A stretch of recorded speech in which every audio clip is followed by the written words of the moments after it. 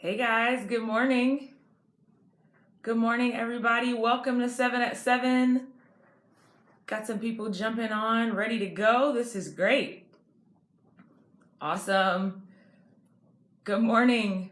Well, we're going to give everybody just a few seconds to jump online with us this morning. So while we're waiting on everyone to jump online, I want you to take a few seconds wherever you're tuning in from. I'm getting lots of messages from people coming in from all over the world right now. This is great. Take a few seconds, and while we're getting ready, why don't you tell me one victory that you had this week? It could be big, it could be small, no matter what it is. One victory, real quick, whatever platform you're on, comment and let me know one victory you had this week. Well, I'll start us off real quick while we're waiting. So I am an aspiring morning person. So it is. I'm not very good at getting up in the morning. I actually hit the snooze button probably about 14 or 15 times in the morning. So the fact that I got up on time this week, including this morning, is a victory for me. So that's mine. Let me know what victory you've got. Awesome. We've got some victories. Some other people who get up on time. That's awesome. Somebody made their first sale at their new job. Incredible. Keep it coming. Awesome. Well, so many victories this week already, which I'm excited about, but it looks like we're all synced up on all of our platforms, and so we're ready to jump into it. Good morning. My name is Autumn Sullivan, and I am on the staff here at Elevation Church. Specifically, I am the digital director here at Elevation. So for those of you who don't know what a digital director does, well, I think I'm still trying to figure it out myself. It changes almost every day, but I get the pleasure of leading the team, the digital team here at Elevation, and we're responsible for managing and supporting everything that we do online. So whether you visited our website or downloaded our app, or maybe you tune in with us as a part of our eFam on elevationchurch.online, or you listen to the Elevation Church podcast, no matter what way you interact with us online, our team has a hand in that in some way. So it is an honor and a privilege to be here with you this morning. I spend most of my time on the other side of the camera behind the scenes, making sure that everything happens. So I am really excited about the opportunity to be on this side of the camera with you guys this morning. So welcome to 7 at 7. I've got my coffee. I hope you do too. Check out the cup. Go Carolina. I'm a big Tar Heels fan. We just won the national championship, so shameless plug there. But we're ready to dive in. So for those of you tuning in with us for the first time, 7 at 7 is a 7-minute devotional at 7 a.m. where we're taking a journey through the last 7 statements that Jesus made on the cross based on the new book from Pastor Stephen, 7 Mile Miracle. If you have not yet picked up your copy, what are you waiting for? Go out today and pick up your copy of this book. It will not only change your perspective on the Easter story, but it's also going to give you some principles and some concepts that'll help you just live your everyday life. So hey, today, go get your book. So we are in week 6 of a 7-mile journey, and all week long, we have been talking about a word of triumph. In John 19:30, it says that when he had received the drink, Jesus said, "It is finished." And with that, he bowed his head and gave up his spirit. We're focusing our attention on 3 simple words. It is finished. When Jesus said, "It is finished," there was still more to the story, but Jesus had already won. Before we ever got word of a resurrection, he had already won. What are some situations in your life that you're dealing with right now where you feel like the story has not come to an end yet, but right now in this moment, you need to take time to declare victory in that situation? Today, I want to take a second and I want to talk to you about having everyday victory. So if you're writing something down or you want one concept to remember, it's the concept of having everyday victory. But real quick, before we jump in, I want to let you in on a little secret. Well, it's not really a secret, but in 29 days, that's right, count them, 29 days, I'm getting married, guys. Like, oh my goodness. I am engaged to a wonderful, incredible man named Jay. And that's right, in just 29 days, I get the privilege of walking down an aisle and marrying my very best friend.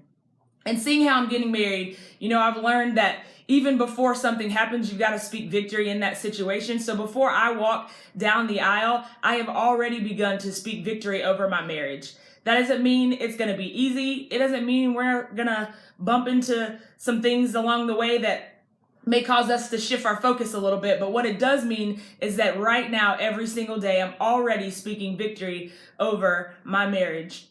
So the reason I'm doing that is because I've learned that victory is a mindset. It's a perspective shift. Every day is not going to be great, but God wants me to know, and he wants us to know, that we are able to walk in the victory that he has already accomplished for us. In fact, in Pastor Stephen's book on page 133, it says, "It is Jesus' power that makes it possible for us to convert our official position with God into actual everyday victory over sin." But what is everyday victory? Well, most of the time when we think about victories, we think about major victories. Like when we started, I showed you my cup and I told you that I'm a big Tar Heels fan. But the reality of the situation is that winning a national championship is not an everyday victory. Jesus didn't just go to the cross for major victories. He went to the cross for the ultimate victory so that you and I could experience everyday victory. Recently I had one of those not so great days. A week ago Friday, actually last Friday, I was attending an event called The Hop, which is our annual Easter party that our church has every year, where our staff, families, and spouses all get together to celebrate the Easter holiday. And while I was attending that event, someone broke into my car. Now, I was also moving that weekend, so everything that was of some special importance to me was in my car. Important documents, my passport, electronics, even money and gift cards that I had just recently received at my bridal shower were all in my car. I was at the event for a little less than an hour when I returned to my car and noticed that someone had busted out the back window and stolen everything inside. Now, I wish I could tell you that my first instinct was to pray, but the fact of the matter is I'm human and I let my emotions take over in that moment. I was upset and I even shed a few tears. Now, being that I'm engaged, coming face to face with the reality that the very gifts that I had been given, that I was going to start my new life with my new husband with, had been stolen out of my car, it kind of juked me a little bit, and it kind of shifted my focus. But in that moment, my fiance Jay was with me, and he just kept saying, "Hey babe, no matter what, we're going to be okay. Hey babe, it's okay. No matter what, everything's going to be okay."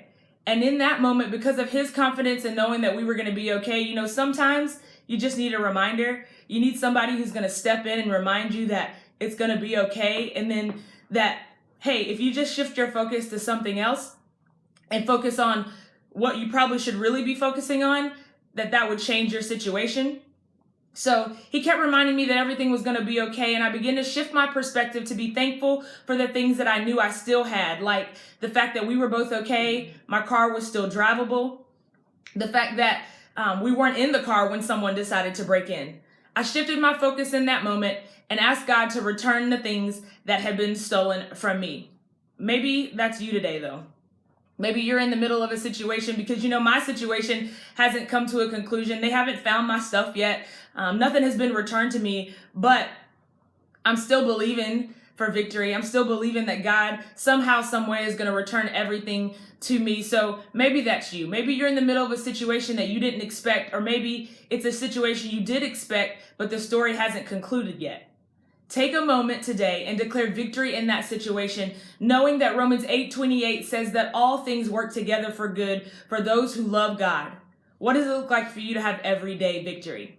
A couple months ago, Pastor Stephen preached a series called Work Your Window, and in week 3 of that series, he told us that we have to learn how to fight from victory and not for victory. Fighting from victory means that when Jesus was on the cross and he declared the words, "It is finished," not only was it finished in that moment, but even today, our present day victories are already taken care of. So I want to encourage you today to take a stance of victory. And before we go, I want to give you 3 practical ways that you can declare everyday victory in your life. Number 1, focus on what you do have instead of what you've lost or the situation that you're going through. You see, when I got home that day, I realized that there was one thing that I didn't put in my car, in my bags when I left, and that was our wedding bands. So I may have lost the gift cards. I may have lost the cash, but what I didn't lose was our wedding bands. Number 2, eliminate the what ifs in your life. When my car was broken into, I could have immediately jumped to, what if they take my passport and they steal my identity? What if they take the blank checks and they clear out my bank account? What if? But sometimes we just need to take a moment and replace those what ifs with a verse that we can use that will shift our focus. For me, it's Philippians 1:6, being confident in this, that he who began a good work in you will carry it on to completion. And number 3, know who you have in your corner.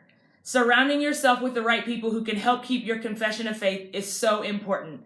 It was my fiance, Jay, who shifted my focus, and it was friends and coworkers who sat there with us while we figured out what we were trying to do next, that helped me to kind of refocus on the things that really mattered. So hey guys, it's been a pleasure being here with you today. Thanks for tuning in with us. Be sure to continue to tune in to 7 at 7. Tomorrow morning we'll be back here, and make sure you tune in to church this weekend. I have a little inside information. We've got some special people who are going to bring a special word. So we'll see you this weekend, whether online or in person. Have a great Friday.